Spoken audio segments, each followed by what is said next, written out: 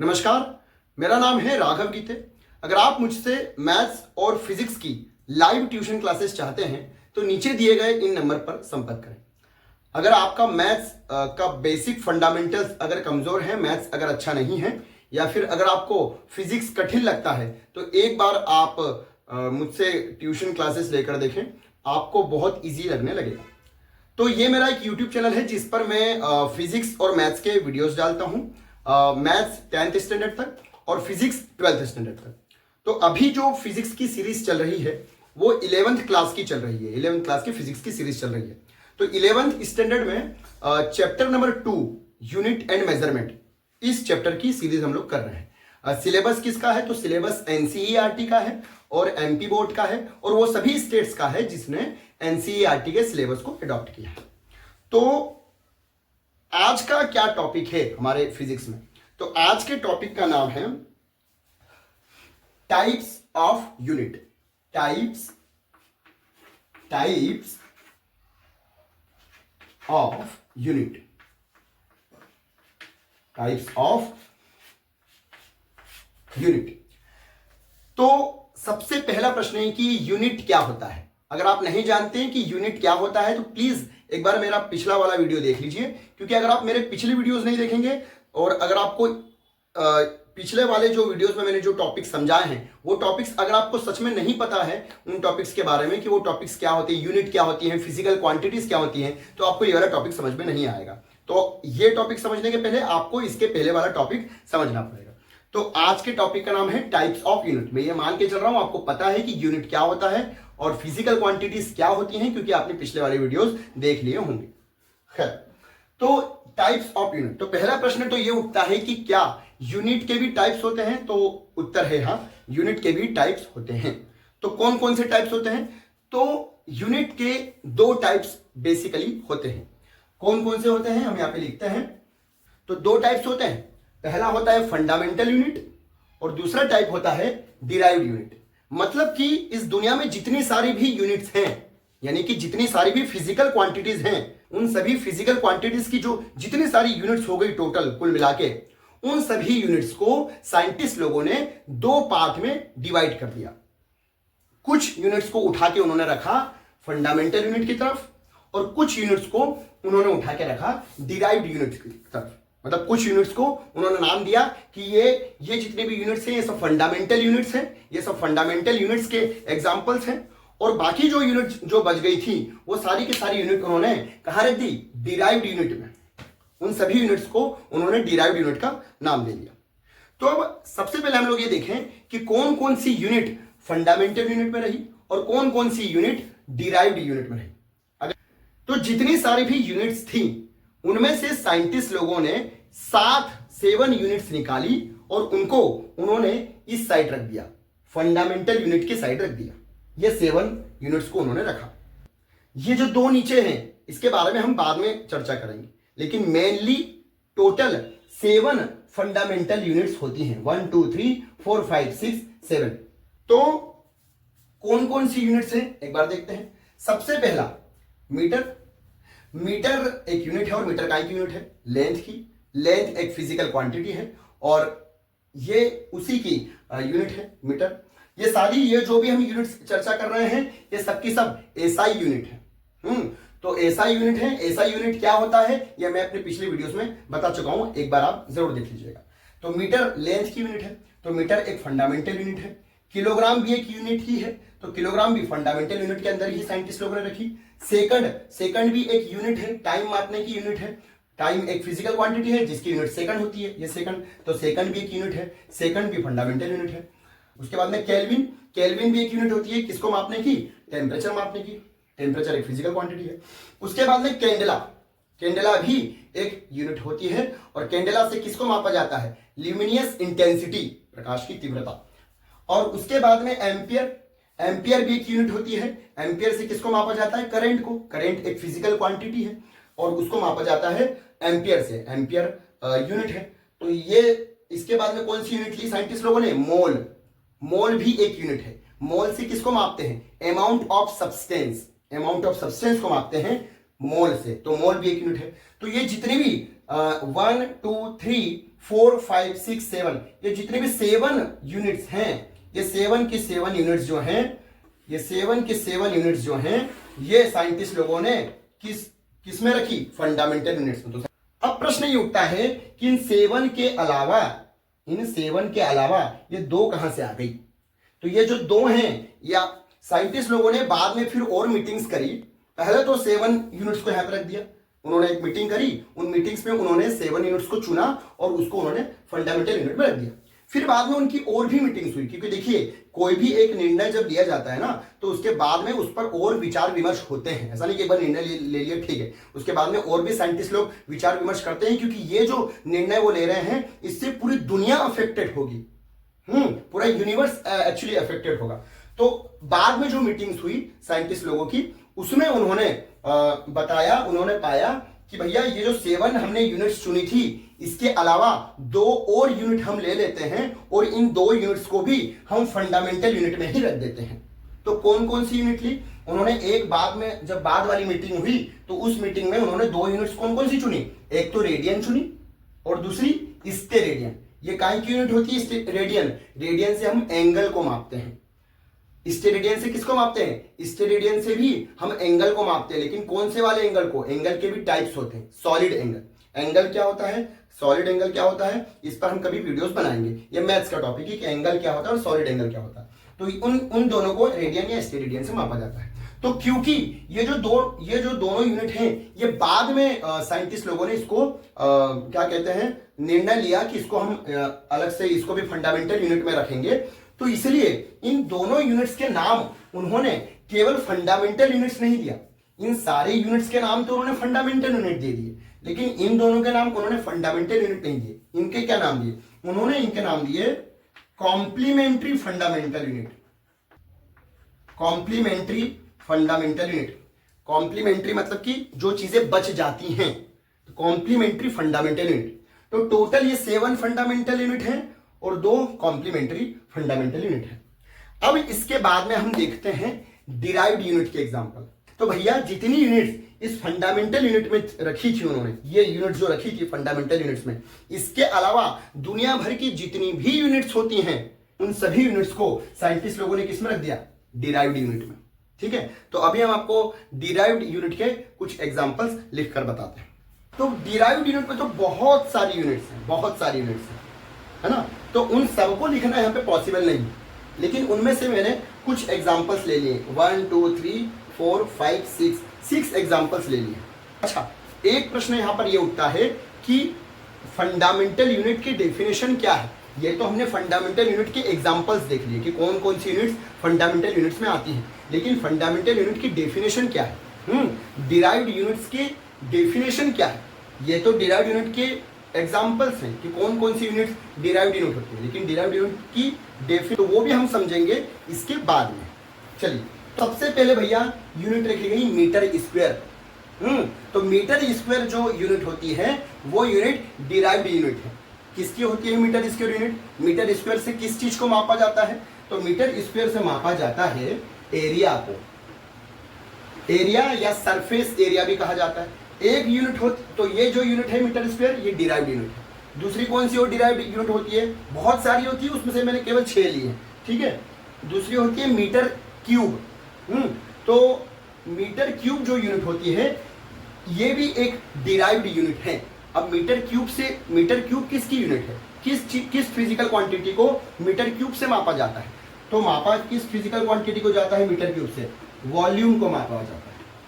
Volume भी एक physical quantity है, तो वॉल्यूम को मीटर क्यूब से मापा जाता है। और कौन सी होती है यूनिट्स? मीटर पर सेकंड। मीटर पर सेकंड भी एक यूनिट है, और ये कौन सी यूनिट है? डिराइव्ड यूनिट में साइंटिस्ट लोगों ने इसको रखा। तो ये इस यूनिट से कौन सी फिजिकल क्वांटिटी को मापते हैं? तो इससे मापते हैं वेलोसिटी को। वेलोसिटी को भी मापते हैं और स्पीड को भी मापते हैं। स्पीड और वेलोसिटी में क्या डिफरेंस है? वेलोसिटी होता क्या है, स्पीड क्या होता है? स्पीड तो खैर आप लोगों को पता ही होगा। वेलोसिटी और स्पीड क्या होता है, इनमें क्या डिफरेंस है, हम आगे चल के इसके वीडियोस बनाएंगे। तो ये भी एक डिराइव्ड यूनिट है, मीटर पर सेकंड स्क्वायर। तो इस डिराइव्ड यूनिट से किस चीज को मापा जाता है? किस फिजिकल क्वांटिटी को मापा जाता है? तो इससे मापा जाता है एक्सीलरेशन को। एक्सीलरेशन को मापा जाता है किससे? मीटर पर सेकंड स्क्वायर से। मीटर पर सेकंड स्क्वायर जो यूनिट है उसको डिराइव्ड यूनिट में साइंटिस्ट लोगों ने रखा। अच्छा, क्या ये ऐसा कौन से ऐसे बेसिस थे जिसके आधार पर उन्होंने कुछ यूनिट्स को फंडामेंटल यूनिट में रख दिया और कुछ यूनिट बाकी जितनी बची थी सबको उन्होंने डिराइव्ड यूनिट में डाल दिया? तो वो हम आगे चर्चा करेंगे। चलिए, तो इसके बाद में और कौन सी यूनिट है? तो भैया एक यूनिट है किलोग्राम मीटर पर सेकंड। ये यूनिट है, ये जो पूरी जो यूनिट है ये किसकी यूनिट है? ये भी यूनिट एक फिजिकल क्वांटिटी की है। इससे किसको कौन सी फिजिकल क्वांटिटी को मापा जाता है? तो इससे जिस फिजिकल क्वांटिटी को मापा जाता है उसका नाम है फोर्स। फोर्स को मापा जाता है। तो फोर्स से मापते हैं किलोग्राम मीटर पर सेकंड स्क्वायर को। तो किलोग्राम मीटर पर सेकंड स्क्वायर भी एक यूनिट है और इसको डिराइव्ड यूनिट का उन्होंने पार्ट बनाया साइंटिस्ट लोगों ने। एक और यूनिट हमारे सामने आ गई है। तो ये जो पूरी यूनिट है ये भी एक डिराइव्ड यूनिट है। साइंटिस्ट लोगों ने इस यूनिट को भी एक डिराइव्ड यूनिट में रखा गया। किस फिजिकल क्वांटिटी को इस यूनिट से मापा जाता है? तो इससे मापा जाता है वर्क को। वर्क को अगर मापना हो तो इस यूनिट से मापा जाता है, किलोग्राम मीटर स्क्वायर पर सेकंड स्क्वायर। तो ये हो गई डिराइव्ड यूनिट के कुछ 6 एग्जांपल। डिराइव्ड यूनिट ऐसी बहुत सारी यूनिट्स होती हैं डिराइव्ड यूनिट, ठीक है। अब प्रश्न ये उठता है कि इसकी डेफिनेशन क्या है? क्या डेफिनेशन है फंडामेंटल यूनिट की और क्या डेफिनेशन है डिराइव्ड यूनिट की? ये आपको अपनी एग्जाम्स में लिखना पड़ेगा, आपकी नोट्स में लिखना पड़ेगा इन दोनों की डेफिनेशन। तो हम यहाँ पर डेफिनेशन देखते हैं। सबसे पहले आसान वाली लैंग्वेज में देखेंगे और उसके बाद में एग्जाम में कैसे लिखना है उस लैंग्वेज में देखेंगे। दोनों लैंग्वेजेस में हम देखेंगे, ठीक है। एग्जाम में लिखने वाली लैंग्वेज भी बहुत इजी ही है, वो भी आसान है, ऐसा नहीं कि वो आसान नहीं है। चलिए, तो सबसे पहले हम अपनी बोलचाल वाली लैंग्वेज में समझ लेते हैं। फंडामेंटल यूनिट किसको कहते हैं? तो फंडामेंटल की यूनिट की डेफिनेशन, फंडामेंट आसान लैंग्वेज वाली है ना, इसको एग्जाम में नहीं लिखना। तो ये केवल हमारे समझने के लिए। वो सारी यूनिट्स जो किसकी यूनिट होती हैं, जिनसे किनको मापा जाता है, जो किनकी यूनिट होती है, फंडामेंटल फिजिकल क्वांटिटी की जो यूनिट्स होती हैं उनको फंडामेंटल यूनिट्स कहा जाता है। और डिराइव्ड यूनिट की डेफिनेशन क्या होगी सामान्य बोलचाल वाली भाषा में? तो जितनी भी डिराइव्ड फिजिकल क्वांटिटी होती हैं उनकी जो यूनिट्स होती हैं वो सारी की सारी यूनिट्स कौन सी होंगी? Derived unit. तो ये सिंपल सामान्य बोलचाल वाली लैंग्वेज में हमने इन दोनों यूनिट्स की डेफिनेशन दे दी। ये आपको बहुत अच्छे से समझ में आ गई। अगर आपको समझ में नहीं आई हो इसका मतलब ये है कि आप नहीं जानते कि फंडामेंटल फिजिकल क्वांटिटी किसे कहते हैं, जो हम पहले वाली वीडियोस में पढ़ चुके हैं। आप नहीं जानते हैं कि डिराइव्ड फिजिकल क्वांटिटी किसे कहते हैं, जो हम पहले पढ़ चुके हैं। अब इसकी थोड़ी डेफिनेशन आपकी एग्जाम में आप कैसे लिखोगे? तो एग्जाम में लिखने वाली डेफिनेशन में आप लोगों को बता देता हूं। चलिए, ऐसी यूनिट्स जो एक दूसरे से इंडिपेंडेंट हो, डिपेंड ना हो, इंडिपेंडेंट हो एक दूसरे से, ऐसी यूनिट्स को कहा जाता है फंडामेंटल यूनिट्स। अब इसका क्या मतलब होता है कि एक दूसरे से इंडिपेंडेंट हो, एक दूसरे पर डिपेंड ना हो? इस चीज का मतलब क्या होता है? तो इस चीज का मतलब आपको अब समझ में आ रहा है। पहले हम इसकी डेफिनेशन समझ लेते हैं डिराइव्ड यूनिट की, उसके बाद में आपको इस लाइन का मतलब समझ आ जाएगा कि इंडिपेंडेंट होने का क्या मतलब होता है। डिराइव्ड यूनिट की डेफिनेशन क्या होगी? ऐसी यूनिट्स जो कि एक दूसरे से इंडिपेंडेंट नहीं होती जबकि डिपेंड होती है, तो ऐसी यूनिट कहलाती है डिराइव्ड यूनिट। अब क्या मतलब होता है इसका कि एक दूसरे पर डिपेंड है, एक दूसरे से इंडिपेंडेंट नहीं है। इंडिपेंडेंट का मतलब क्या होता है? इंडिपेंडेंट का मतलब स्वतंत्र होना।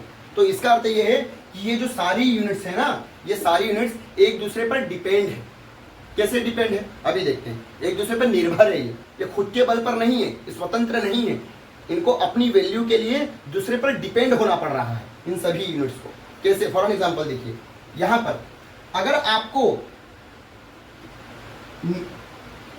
आपको वेलोसिटी की यूनिट पता करनी हो तो आपको वेलोसिटी की यूनिट पता करने के लिए आपको वेलोसिटी का फॉर्मूला लगाना पड़ेगा। और वेलोसिटी का फॉर्मूला क्या होता है? वेलोसिटी का फॉर्मूला होता है डिस्प्लेसमेंट अपॉन टाइम, ठीक है। तो डिस्प्लेसमेंट अपॉन टाइम होता है। तो डिस्प्लेसमेंट क्या होता है? डिस्प्लेसमेंट आप जानते हैं। डिस्प्लेसमेंट की यूनिट क्या होती है? डिस्प्लेसमेंट की यूनिट तो होती है मीटर। और टाइम की यूनिट क्या होती है? टाइम की यूनिट होती है सेकंड। तो वेलोसिटी की पूरी यूनिट हो गई मीटर पर सेकंड। अब अगर हमको वेलोसिटी की यूनिट बतानी है तो हमको वेलोसिटी की यूनिट बताने के लिए किस पर डिपेंड होना पड़ा? हमको वेलोसिटी की यूनिट बताने के लिए मीटर पे डिपेंड होना पड़ा। और सेकंड पे डिपेंड होना पड़ा। ठीक है, अब ये मीटर और सेकंड पे हमको डिपेंड होना पड़ा, तो ये मीटर कौन है? ये मीटर तो फंडामेंटल यूनिट है, हमको इस पर डिपेंड होना पड़ा। सेकंड कौन है? सेकंड भी एक यूनिट है। कौन सी यूनिट है? फंडामेंटल यूनिट है। तो हमको इसके लिए फंडामेंटल यूनिट पे डिपेंड होना पड़ा। डिपेंड होना मतलब इस पे निर्भर हुई, इसके बिना वो अपने मन से नहीं निकल सकती। तो ये वेलोसिटी की यूनिट निकालने के लिए हमको फंडामेंटल यूनिट पे डिपेंड होना पड़ा। वापस से देखते हैं, एक्सीलरेशन। एक्सीलरेशन की क्या होगी?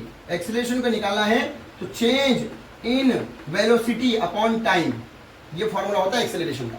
तो चेंज इन वेलोसिटी का यूनिट होगी मीटर और ये होगी टाइम की सेकंड स्क्वायर। तो यहाँ पे आप देखिए ये जो यूनिट है इसके लिए भी हमको किस पे डिपेंड होना पड़ा? इसके लिए भी हमको फंडामेंटल यूनिट पे डिपेंड होना। ठीक है, अब दूसरा देखिए फोर्स। तो फोर्स की यूनिट कैसे है? फोर्स का फॉर्मूला क्या होता है? फोर्स का फॉर्मूला होता है mass into acceleration. Mass into acceleration.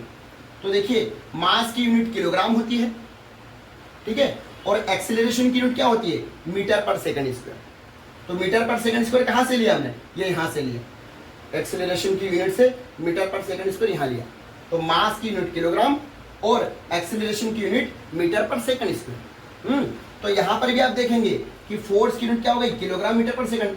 मतलब कि फोर्स को भी, फोर्स की यूनिट निकालने के लिए भी हमको किस पे डिपेंड होना पड़ा? एक तो इस पे डिपेंड होना पड़ा, हमने यही की यही ली यहाँ पे, और एक किस पे डिपेंड होना पड़ा? किलोग्राम, ये इस पे फंडामेंटल पे।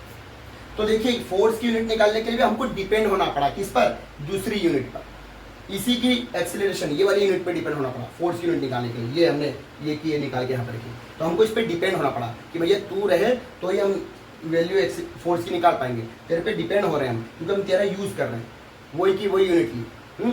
और हमने किलोग्राम के लिए हमको फंडामेंटल यूनिट पे डिपेंड होना पड़ा। वापस से फिर वर्ग लेते हैं। वर्ग का क्या फॉर्मूला होता है? वर्ग का फॉर्मूला होता है फोर्स इनटू डिस्प्लेसमेंट। तो फोर्स की यूनिट क्या होती है? फोर्स की यूनिट तो अब फोर्स की यूनिट क्या होती है? फोर्स की यूनिट देखो ये होती है, हमने जस्ट पहले पढ़ी, किलोग्राम मीटर पर सेकंड स्क्वायर। तो किलोग्राम मीटर पर सेकंड स्क्वायर है ना। और डिस्प्लेसमेंट की यूनिट क्या होती है? डिस्प्लेसमेंट की यूनिट तो मीटर होती है।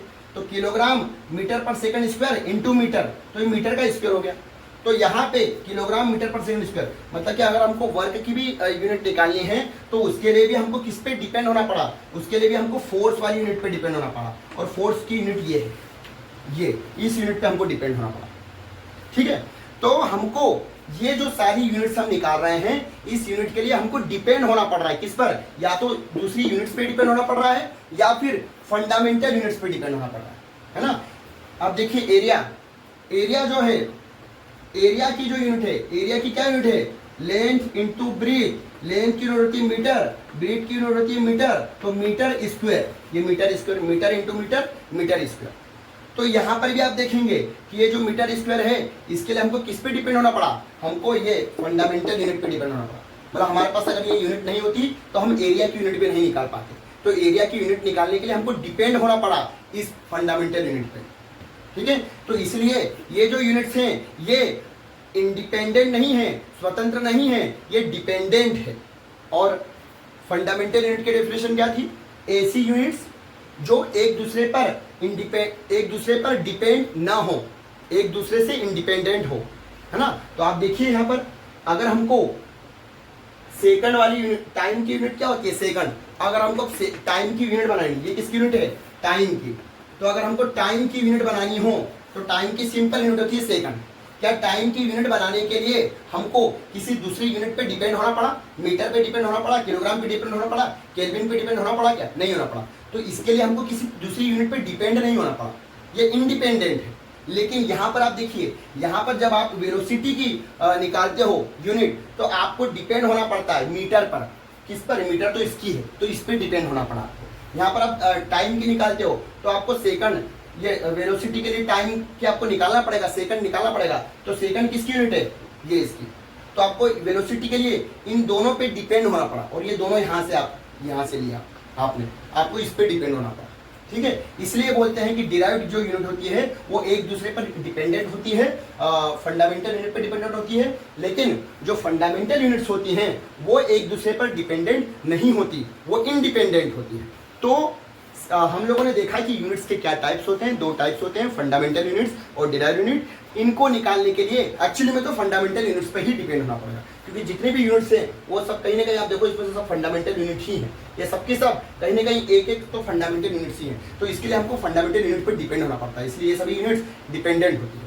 तो आशा करता हूं कि आपको आज का ये वीडियो समझ में आया होगा, और अगर आप मुझसे मैथ्स या फिजिक्स की लाइव ट्यूशन क्लासेस चाहते हैं तो नीचे दिए गए इन नंबर पर संपर्क कर सकते हैं। मैथ्स मैं आपको पढ़ाता हूँ 10th स्टैंडर्ड तक का, और फिजिक्स मैं आपको पढ़ाता हूँ 12th स्टैंडर्ड तक का। Thank you so much.